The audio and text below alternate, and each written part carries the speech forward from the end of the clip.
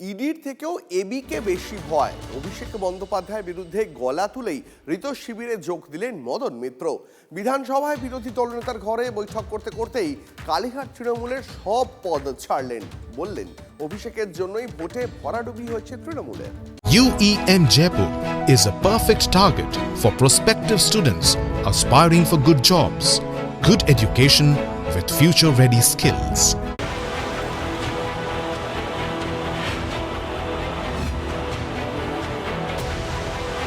জবে থেকে সারদা হয়েছিল, আক্রমণ ছিল আমার দিকে। এই মদন মিত্র বসে আছে। সেদিন দলের নাম্বার 2 সাক্ষী রেখেছিলেন মদন মিত্রকে, আর এদিন কামারহাটির বিধায়ক অভিষেকের ভরসা রাখলেন কি? एक आदमी के लिए एक तो पूरा पार्टी 213 जिसका सीट मिला था उसका 70 वो एक आदमी अभिषेक बंदोपाध्याय। মদন মিত্রের শিবির বদলের অঙ্ক ততক্ষণে স্পষ্ট, আর তখনই মদন বাণের নিশানায় অভিষেক। কোন দিন করলেন? যেদিন ডিজে মামলায় কণ্ঠস্বরের নমুনা দিতে বিধাননগর আদালতে গেলেন অভিষেক, হাইকোর্টের ধমক খেয়ে। কে যাচ্ছে, কে আসছে, কে ডিজে মামলা, কি মামলা, এইসব আমাদের জানার খুব একটা এখন বিষয় নয়। তাহলে কোর্টের গুঁতোয় কণ্ঠস্বরের নমুনা দিতেই হলো অভিষেককে।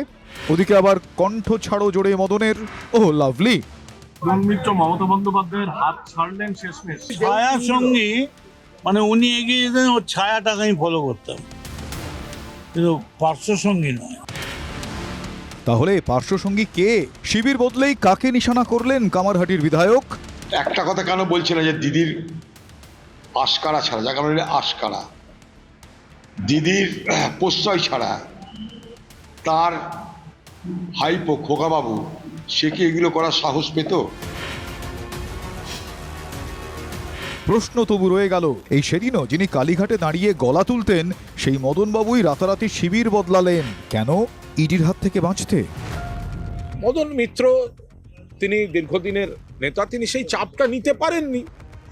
তার বাড়িতে যদি তার স্ত্রীকে এবং তার পুত্রদেরকে নোটিশ পাঠানো হয়েছে, রাজনীতিটা কোন জায়গায় যাচ্ছে? তো ও কি ভাবছেন ঋতুব্রতর কাছে গেলে ইডিওকে ধরবে না?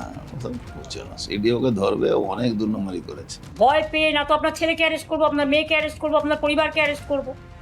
যেমন একজন আজও চলে গেছে, আমার কোনো দুঃখ নেই, কারণ সে আমায় কালকেই মেসেজ দিয়ে বলেছিল যে আমার পরিবারের সকলকে সামন দিয়েছে ইডি।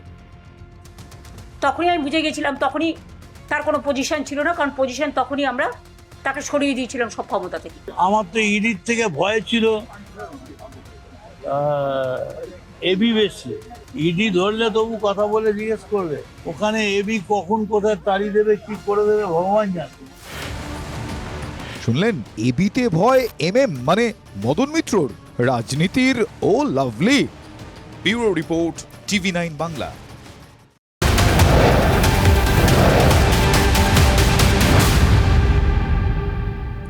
এদিকে হাত ছাড়তেই মদনের বিরুদ্ধে বিজেপির সঙ্গে সেটিং এর অভিযোগ তুলে দিলেন মমতা। পরিবার ইডির সামান পেতেই দল যে ছাড়বে মদন তা আমি বুঝতে পেরেছিলাম, তাই আগে রাতেই সব পদ থেকে সরিয়ে দিয়েছিলাম মদনকে, ফেসবুক লাইভে এসে দাবি করলেন মমতা বন্দ্যোপাধ্যায়। হ্যাঁ, ভয়ে কাউকে কাউকে পুলিশকে দিয়ে ভয় দেখিয়ে, পুলিশ গিয়ে বলছে গাড়ি নিয়ে এসছি, হয় বিজেপির কোলে জ্বালা দুলছে, কি আর বলবো, সেটিং কোম্পানি, সেটিং কোম্পানিতে নাম লেখান, তা নাহলে গাড়ি নিয়ে এসছি, জেলে যান।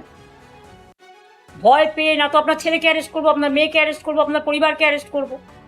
যেমন একজন আজও চলে গেছে, আমার কোনো দুঃখ নেই, কারণ সে আমায় কালকেই মেসেজ দিয়ে বলেছিল যে আমার পরিবারের সকলকে সামন দিয়েছে ইডি। তখনই আমি বুঝে গেছিলাম, তখনই তার কোনো পজিশন ছিল না, কারণ পজিশন তখনই আমরা তাকে সরিয়ে দিয়েছিলাম সব ক্ষমতা থেকে। কাজে মিথ্যে কথা বলে চাতুরি করার কেউ চেষ্টা করবেন না। যাদের যেতে হয় যান, যা পড়ে থাকবে সেটাই আমার সোনার খনি।